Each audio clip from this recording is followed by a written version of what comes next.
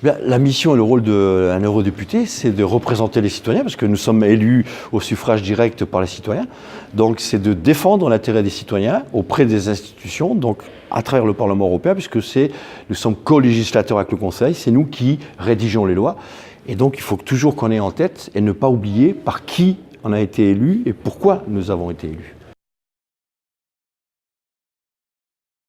Alors on a eu une année 2017 assez chargée à des dossiers lourds, importants. Le statut d'économie de marché de la Chine, il a fallu mettre des garde-fous, des barrières, parce que la Commission s'apprêtait à lui accorder ce statut, ce qui aurait eu des effets néfastes pour l'emploi européen à une échelle mirobolante. Donc nous, les parlementaires, on s'est saisis de ce dossier-là. On a mis un minimum de garde-fous, des droits de douane augmentés, etc.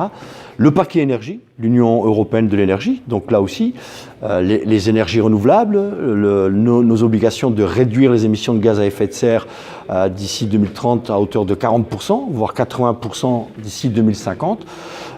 Et là, en janvier, je vais commencer un nouveau rapport sur les investissements étrangers au sein de l'Union européenne. Donc il faut être très vigilant parce qu'il y a tout un pan de notre industrie, mais pas simplement.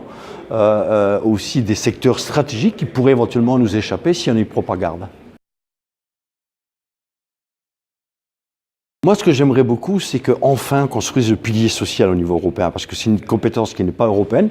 Ce sont les États membres, effectivement, qui ont cette compétence-là. Et on voit bien qu'il y a une montée de plus en plus forte des europhobes, des eurosceptiques.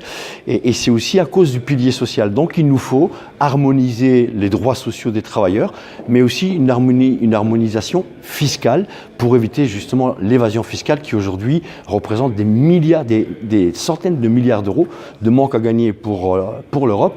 Et là, on a besoin effectivement que l'Europe se mette en adéquation et en tout cas harmoniser un peu tout ça.